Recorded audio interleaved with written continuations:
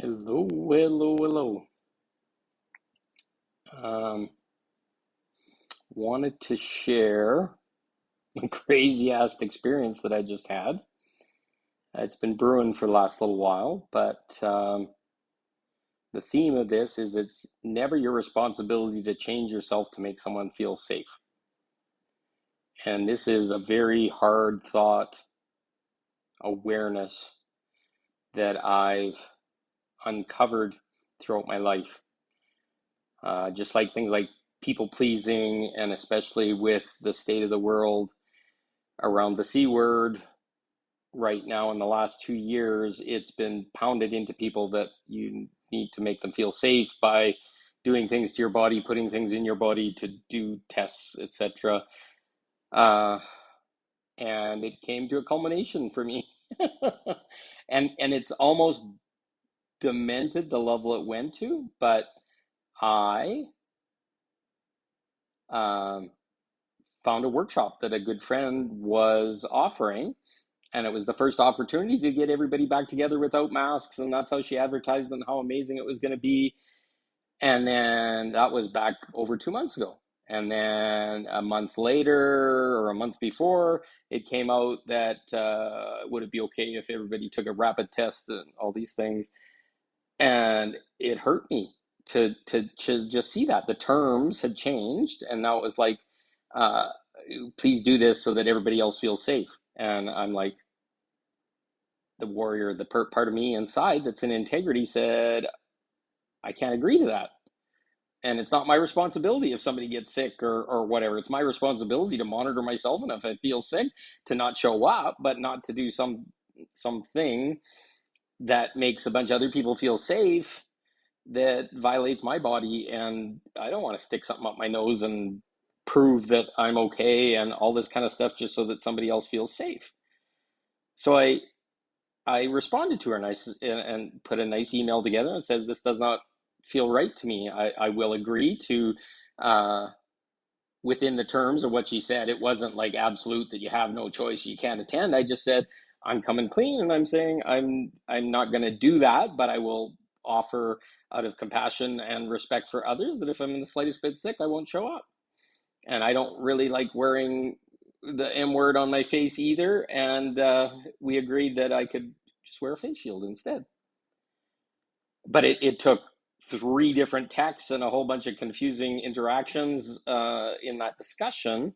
And finally, I had to phone her to get it clear, and she still wasn't completely clear, but we made an agreement. I don't think she liked the fact that I was testing that it was our responsibility, and I was trying to make it clear that I'm not going to take any responsibility for anybody else. It's just not the way my soul works or my understanding of the universe. And to enable people in their stories, they're welcome to have their stories. I'm not going to ask them to change their story or whatever, but if you want me to change myself to make you feel safe in your story, then there's something really wrong. That's simple. And today, just after lunch, she texted and said, "Oh, there's someone that's immune compromised that has just decided to come. Will you now change your whatever?" And I said, "No, no, thank you. Please, just cancel the course for me and send me my $100 back, and we'll call it done." Nope, nope. She says, "That didn't you read the refund policy and the terms and conditions say that you can't get your money back?" And it's like, well, and I was getting mad, and I knew I was kind of setting a trap because she wasn't happy about what happened before. She didn't talk about it back then, but she demanded then that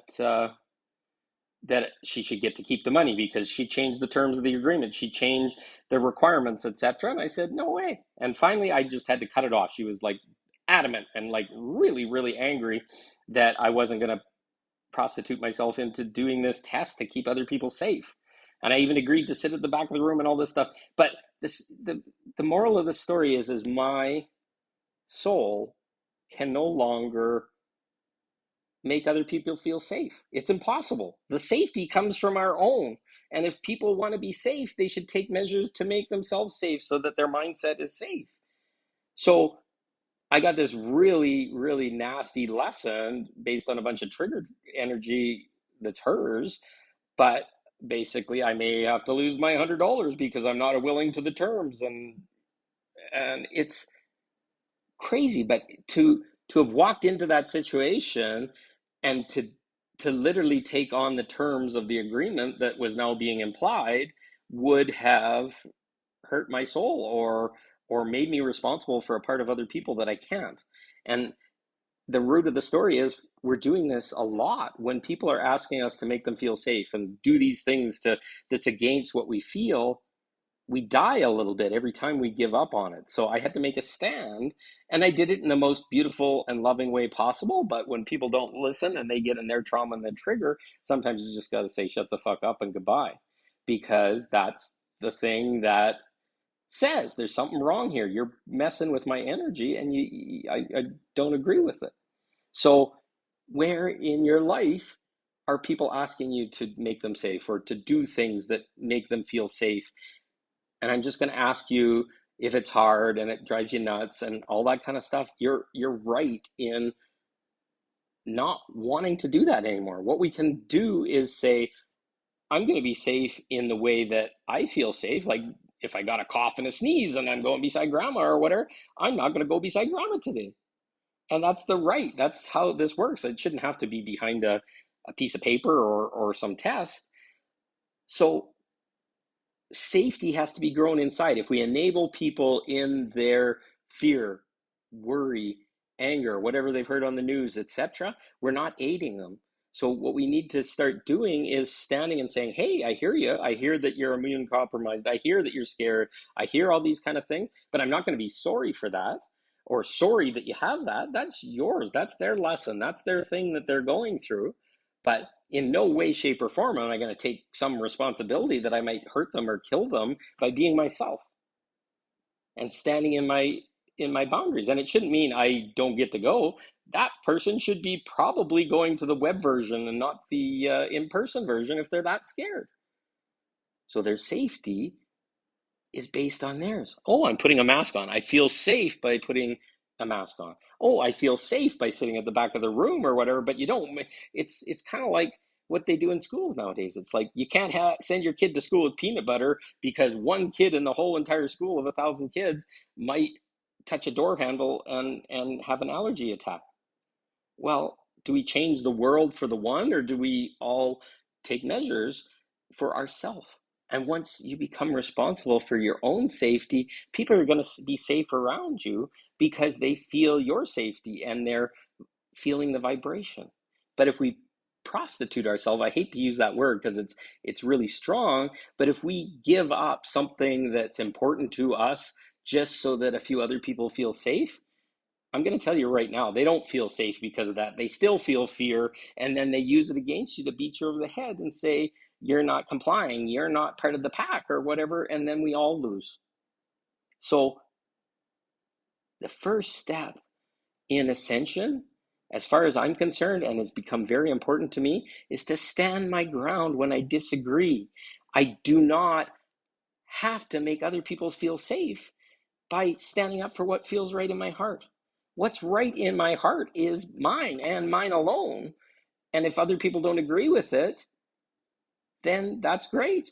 And that's why I agreed to step away and I don't want to go on the course. But then all of a sudden it's like, you have no other choice and you've committed, and no, you changed the deal. Karma will sort it out in the end. So I'm just saying, stand in your power. I love you for standing in your power. Love you for the fact that you are feeling safe for yourself and you're starting to stand when people don't agree. And that's the path. That's the path. Go with your heart. Start to expand. And then other people will rally behind you and things will change. And then these crazy thoughts that other people are having, the programming and the fear that they're having, will just wash away because they don't have to be part of the crowd. They don't have to fit in. They don't have to force other people to make them feel safe. And especially when we're talking about healers here, um, she was trying to say that safety is all about making your client feel safe. And it's like, no, I make a client feel safe by holding space for them, being vulnerable, being safe in myself. But I can't sit there and control all the world and variables so that when they come to a session, they're safe. And doing that isn't, oh, I'm putting M on my face and doing a test or whatever. No, it's about going there and holding space and listening and allowing and offering alternate perspectives and seeing the fear but not judging it, just saying, huh, okay, I hear you. Why do you feel that way? Why is this? Why is that? Oh, is that your truth? Where did you hear it from? And then that's part of the healing process. That's part of the process of getting people out of this funk, this 3D kind of collective mindset that has everybody stuck and feeling really caged and angry and scared. And we, if you're listening to this video, we are the light. We're the people that are holding space for people to start to explore alternate perspectives. And by being sorry about things and trying to keep them feel safe is the wrong way. They got to feel the fear. They got to go into it. They got to have somebody they can sit beside and say, holy shit, you felt this. Holy shit, I felt safe because I knew you were by my side. I was crying, I was scared, I was angry, I was punching, I was fighting, but you stood there. That is the true form of safety training and showing a person safety by you giving your safety. I couldn't have safety if I was sticking something up my nose to test because I don't think they're safe in the first place for me. So why would I do that to make somebody else feel safe? But meanwhile, I know a lot more and I've done the research and all these things. So how many things are those kind of things? What do you know about religion? What do you know about politics? What do you know about the voting and the 2000 mules shit and all the stuff that's going on in the world that there's a ton of lies about that has been creating fear for people? And now we're standing up and saying, I know a different truth. And yes, this may not feel comfy and fun, but in the coming weeks, months that this is going to come, we're going to have to give that I don't like the term red pill, but that awareness to people so that they can find their truth out the other side. But if you violate your safety and you give up a part of yourself, we all lose. So let me congratulate you right here and right now. Having that hard conversation, standing for what you know is truth, even though somebody else isn't okay with it, is okay. And it's beautiful and it's good. And if we don't make that okay right now and we just live in a collective mentality where we just got to be careful around everyone and walk on eggshells, we all lose. So you don't have to make anyone ever feel safe if it compromises what you feel is safe. As simple as that. So I love you. I thank you for all that are watching. And yeah, send this out to anybody that maybe is feeling this way. We got to start taking our personal safety based on our knowledge first. And people are going to feel safe around us by us not compromising ourselves or compromising our morals, etc. So keep that in mind. You're doing awesome. I thank you all for listening. I thank you for your work and the scary stuff. This was like traumatizing as hell, but I had to take this stand, and it's okay. So love you. I'm much better now. It's past, and on we go. See you soon.